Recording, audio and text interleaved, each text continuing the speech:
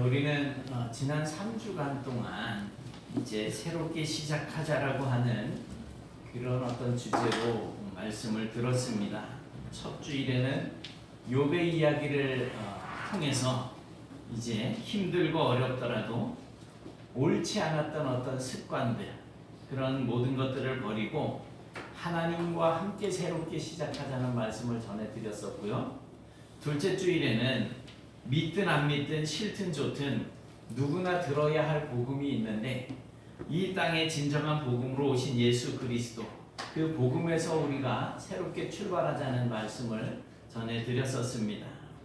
그리고 지난 주일에는 예수님의 제자들이 다 같이 이제 모여서 마음을 같이 해서 오로지 기도에 힘쓸 때 그곳에서부터 새로운 시작이 일어날 수 있었던 것을 생각을 하면서 우리도 오로지 기도에 힘쓰자라고 하는 말씀을 전해드렸었습니다. 2023년 우리는 이제 이런 마음으로 새롭게 시작하기로 마음을 정했습니다. 그래서 복음으로 재무장하고 또 기도하면서 무릎으로 올 한 해를 살아가기로 했습니다.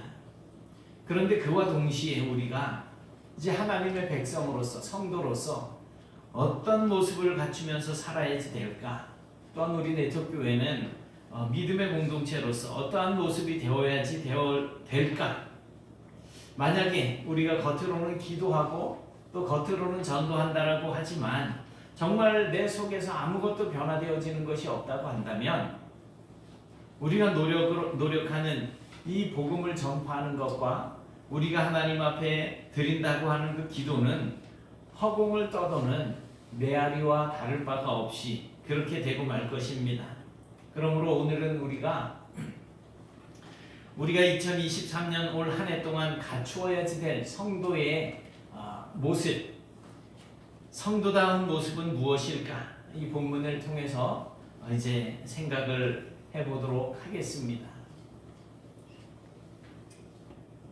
사람이 사람을 만나면 반드시 대화를 나누게 되어 있습니다. 그리고 듣고 말하는 이 의사소통의 과정을 통해서 자기의 인격을 다 드러내게 되어 있습니다. 그런데 사람은 누구나 다 이제 개인적으로 성격이나 어떠한 삶의 모습들이 조금씩 차이가 있어서 누군가 만나고 싶은 사람이 있는가 하면 또 만나기 싫은 사람이 있을 수 있습니다. 만나면 즐거운 사람이 있기도 하지만 또 만나면 기분이 상하거나 짜증이 나는 그런 사람이 있을 수도 있다는 것입니다. 매일 이런 과정을 겪으면서 살아가고 있는 가운데에 우리 성도들은 반드시 다른 사람들이 우리를 생각할 때, 나를 생각할 때 저 사람은 만나면 즐거워, 저 사람은 괜히 같이 없어도 같이 있으면 좋을 것 같은 그런 생각들을 가지고 만나고 싶어하고 또 대화를 나누고 싶어하는 그런 사람들이 되어야 할 것입니다. 그렇다면 어떻게 하면 우리가 그런 사람이 될 수 있을까요?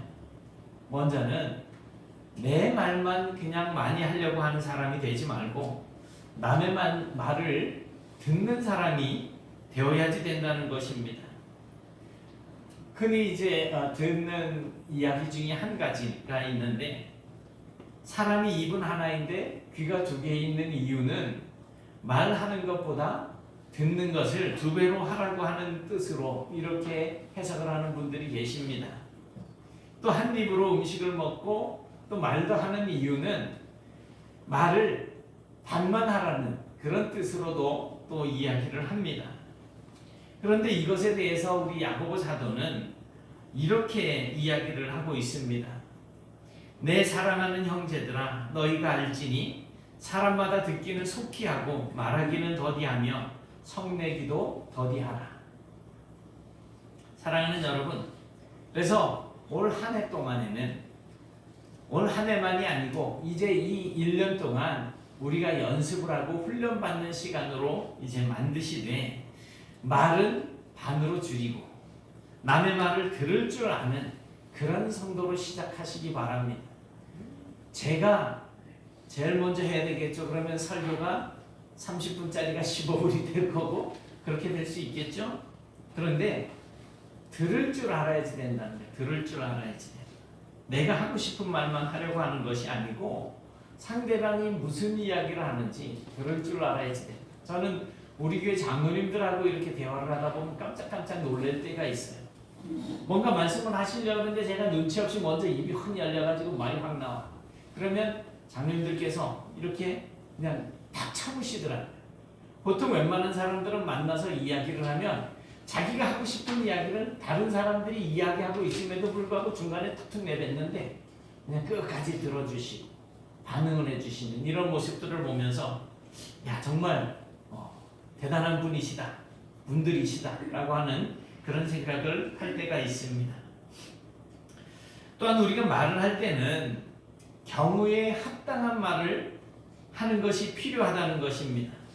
어떤 상황이나 또는 어떤 관계 속에서 거기에 맞는 합당한 말은 모든 다툼과 또 의문을 잠재우게 합니다.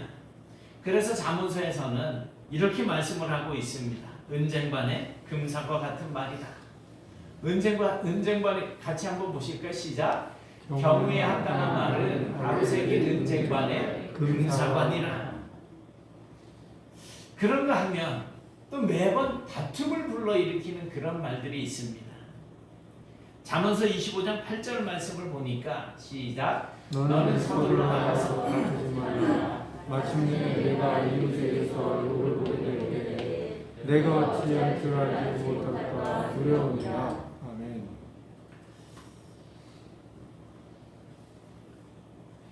다투지 말라. 사실 하나님의 말씀과 뜻을 담아서 어떤 사람이 신앙적으로 조금 부족한 모습을 보일 수 있어요. 그래서 그 사람에게 신앙적으로 이끌어주려고 하는 그런 의도는 알겠는데 그것이 그 사람의 실수를 지적하는 말이거나 또 그 사람의 어떤 약점을 파고 들어가는 그런 말이라고 한다면 다툼이 일어날 수 있다는 거예요. 내가 잘못한 거는 아는데 당신은 뭔데 나한테 그런 소리 하느냐? 당신부터 똑바로 살아라. 이런 식으로 반응을 보일 수가 있게 된다는 거죠. 그렇게 다툼이 일어날 경우에는 정말 말을 한 사람이나 듣는 사람이나 난감해서 어떻게 반응해야 될지 몰라서 서로에게 상처가 되는 그런 경우들도 있을 것입니다. 혹시 성격이 내성적이어서 이제 내 말을 받는 사람이 즉각적으로 자기의 감정을 표현하지 않는 그러한 경우에 있다고 하더라도 그 사람의 마음속에는 내 말을 듣고 상처가 남게 된다는 것입니다.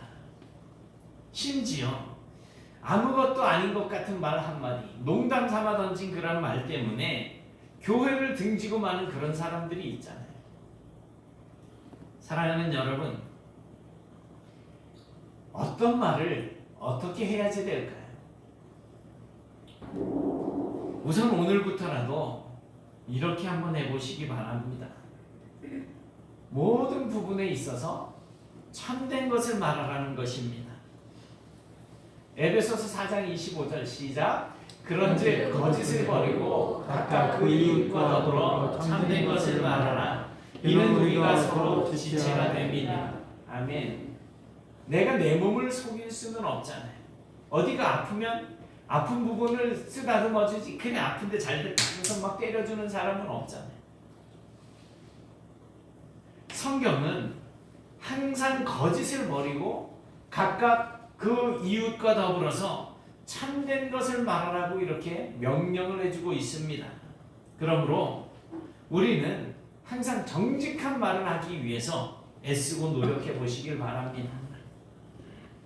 두 번째는 덕을 세우는 선한 말을 하자는 겁니다. 에베소서 4장 29절입니다. 시작. 무릇 더러운 말은 너희 입 밖에도 내지 말고 오직 덕을 세우는 데 소용되는 대로 선한 말을 하여 듣는 자들에게 은혜를 끼치게 하라. 아멘.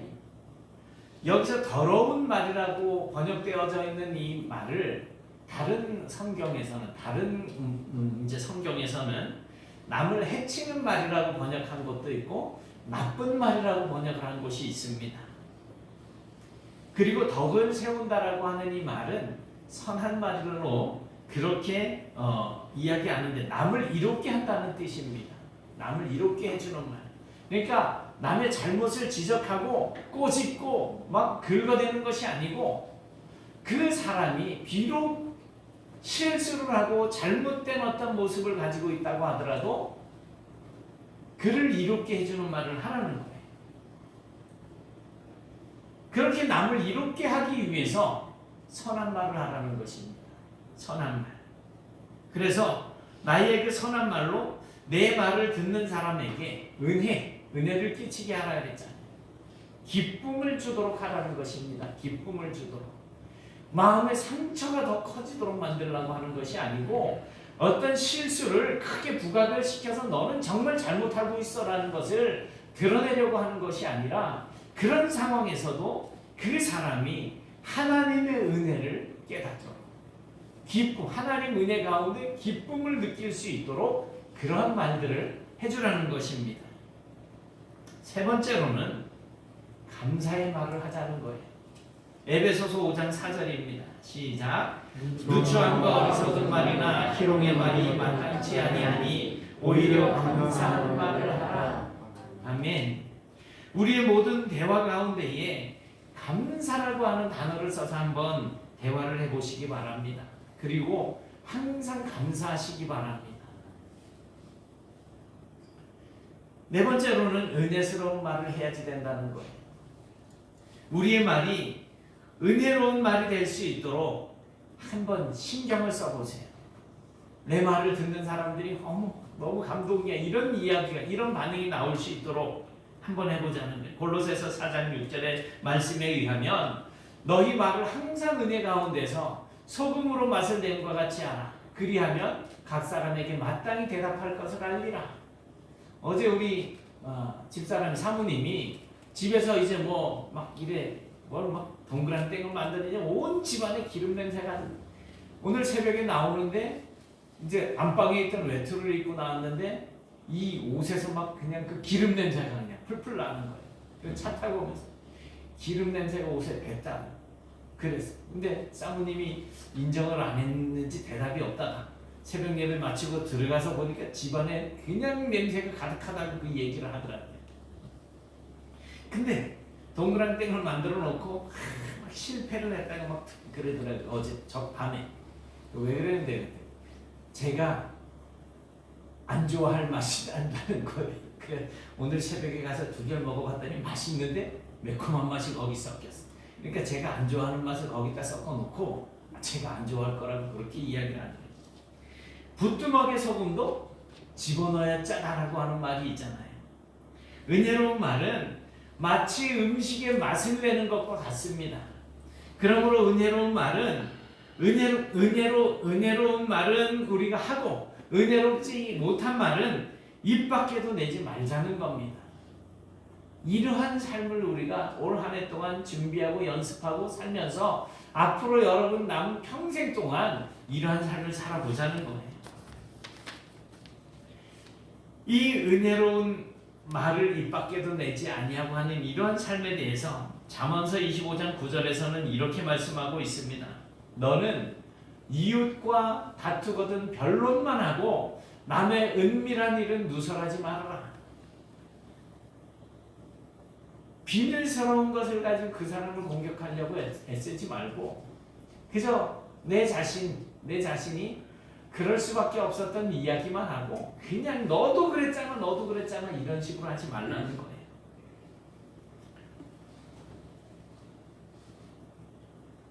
사람은 반드시 관계 속에서 살아가게 되어 있습니다. 그래서 흔히 인간을 사회적인 동물이라고 그렇게 이야기하잖아요. 수많은 무리를 지어서 살아가게 됩니다. 그러면 그 무리 안에서는 어쩔 수 없이 굳은 일을 하는 사람들도 있을 수 있고 또 그 모든 일을 지시하는 사람들도 있을 수 있습니다. 우리 교회 공동체도 마찬가지입니다. 교회는 사회처럼 명령하거나 복종하는 관계는 아니지만 그럼에도 불구하고 굳은 일을 해야 하는 그러한 장소도 있고 또 어떤 부분에 있어서는 남들보다 힘든 일을 해야 하는 그러한 곳도 있습니다. 다른 사람을 섬겨야지 되는 부분도 있을 수 있고 내가 온전히 헌신해야지 될 부분들도 있습니다. 그런데 교회 안에서 아무 일도 하지 않으려고만 한다면 아무것도 될 수 없는 것이 바로 교회입니다. 하나님의 자녀요 백성인 성도들이 모여가지고 서로 협력하여서 세워나가는 것이 교회인데 나는 싫어, 나는 안 해, 나는 못해 이런 식으로 된다면 그거는 교회가 아니라는 거예요. 그게 교회의 특성입니다. 그러므로 사랑하는 여러분, 2023년 올 한 해 동안은 서로 섬기고 내가 먼저 헌신하는 것으로 한번 시작해 보시기 바랍니다. 다른 성도들의 손이 미치지 못하는 곳이 있는지 찾아보시고 바로 그곳에서 봉사해 보시기 바랍니다. 다른 성도들을 섬겨보세요. 요한계시록에 등장하고 있는 두아디라 교회가 바로 섬김과 인내에 대해서 칭찬을 듣는 그러한 교회입니다. 내가 너의 사업과 사랑과 믿음과 섬김과 인내를 아노니 내 나중 행위가 처음 것보다 많도다. 이거는 예수님께서 칭찬하시는 말입니다.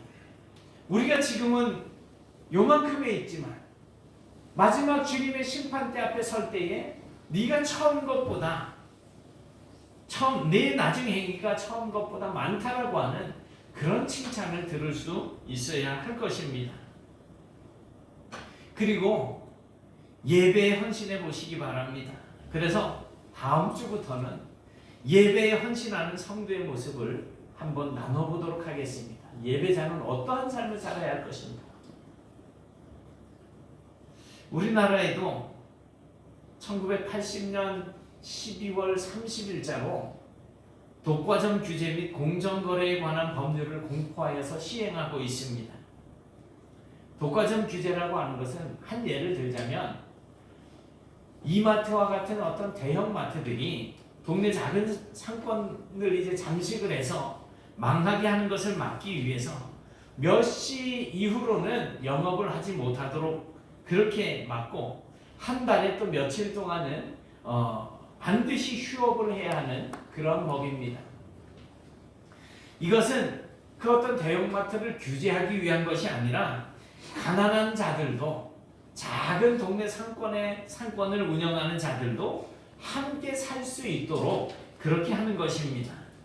왜냐하면 소상공인들이 운영하는 작은 마트가 정말 대형 마트와 경쟁이 될 수 없기 때문에 가격 경쟁에서부터 경쟁이 될 수 없기 때문에 가난한 사람들이 함께 살 수 있는 그런 나라를 만들기 위한 것이었습니다. 그게 얼마나 큰 효과가 있는지는 저는 잘 모릅니다. 하지만 이런 것들이 커다란 대형마트에만 적용이 되는 것은 아니라는 것입니다. 사실 우리 개개인 자신들에게도 해당되는 말입니다. 왜냐하면 우리 주변에도 우리보다 가난하고 또 못 먹고 못 사는 사람들이 의외로 많다는 거예요.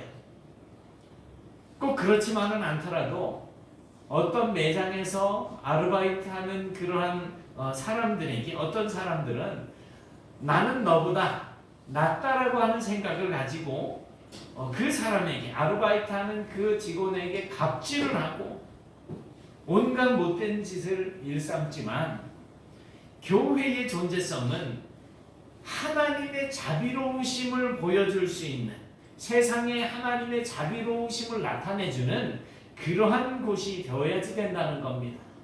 그러므로 우리는 그들을 포함한 모든 사람과 더불어서 함께 살아가는 세상을 만들어 나가야지 된다는 거예요. 가끔 이렇게 큰 일이 터질 때마다 어느 교회에 권사 어느 교회에 교회를 다니는 사람들이 그렇게 많은지 모르겠어요. 우리는 그러지 말자는 겁니다. 전에도 살펴본 바 있지만 하나님은 이스라엘 백성들에게 폐하법을 주셨습니다. 이 폐하법이라고 하는 것은 나에게 주신 것이 아니라 나에게 주신 모든 것이 다 우리 모두의 것이라고 하는 그런 법입니다. 내 것이 아니라는 거예요. 내가 1년 동안 농사를 열심히 지었지만 그 속에는 가난한 이웃들의 몫이 섞여 있다는 것입니다. 그래서 반모퉁이에 있는 이삭을 자르지 말아라. 그리고 이삭을 잘라서 단을 나르다가 흘린 이삭들을 줍지 말아라 하는 것은 가난한 사람들을 위해서 남겨두라는 거예요. 그것을 주어서 먹고 살아야 할 가난한 사람들이 있기 때문에. 그래서 그것들을 내가 내 것이라고 악착같이 배워가지고 또 주워가지고서 그것을 내 배를 채우는, 내 속을 채우는 데만 쓴다고 한다면 하나님의 것을 도둑질하는 것이 되어서 결국에는 죄를 짓는 것과 마찬가지인 거예요. 그래서 그러한 것들을 도둑질하지 않아야 하나님께서 또 주실 것이라는 것입니다. 그게 폐하법이에요. 마태복음 5장 6절에서 의에 줄이고 목마른 자, 의를 위하여서 줄이고 목마른 자는 복이 있다. 그들이 배부를 것이라고 그렇게 말씀하고 있잖아요. 여기서 의라고 하는 것은 바로 구제를 이야기합니다. 다시 말하면 구제하는 자가 의인이고 구제하지 않는 자는 악인이라고 하는 말씀입니다. 그래서 이제 우리가 2023년 올 한 해 동안에는 정말 나눠주기를 좋아하는 그런 성도가 되어보시길 바랍니다.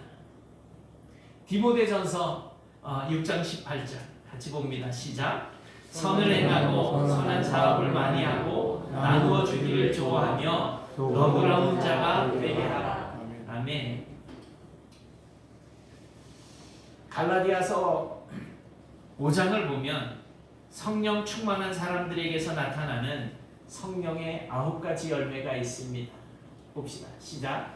오직 성령의 열매는 사랑과 희락과 화평과 오래 참음과 자비와 양성과 충성과 온유와 절제니 이 같은 것을 금지할 법이 없느니라. 아멘. 사랑과 희락과 화평과 오래 참음과 자비와 양성과 충성과 온유와 절제. 딱 성령의 열매가 이거 9가지만 있는 것은 아니겠죠. 그러나 우리 하나님의 백성들은 여러 가지 열매들을 그냥 나만 가지고 있는 것이 아니고 세상에 보이면서 살아가는 사람들이라는 것입니다. 그리고 이 세상의 풍조를 따르지 않고 하나님의 말씀을 따라서 판단하면서 삶의 방향을 정하면서 살아가는 사람들이 바로 우리들입니다. 그러므로 이제 우리는 올 한 해 동안에도 정말 세상의 어떠한 우리가 부러워할 만한 그러한 모습들을 따르지 말고 세상을 이끌어가는 그런 성도들이 되실 수 있기를 기원합니다. 이미 듣고 은혜로운 말을 하고 섬기고 헌신하고 가난한 자들과 함께 공존하는 그러한 말씀을 나눴지만 그 외에도 우리가 행동하면 좋을 것들이 여러 가지가 있습니다. 한번 이렇게 꼽아보니까 이러한 것들이 있겠어요. 첫째는 서로 화목하자는 겁니다. 데살로니가전서 5장 13절에 너희끼리 화목하라 이렇게 말씀하고 있어요. 그것들을 제가 다 붙여놨는데 지금 없어진 거예요. 그 다음에 두 번째는 연약한 성도들을 격려하자는 겁니다. 꼬집지 말고 데살로니가전서 5장 14절 말씀이에요. 마음이 약한 자들을 격려하고 라고 말씀을 하고 있습니다. 오늘 본문에 보면 그 앞부분에 나오는 부분들이에요.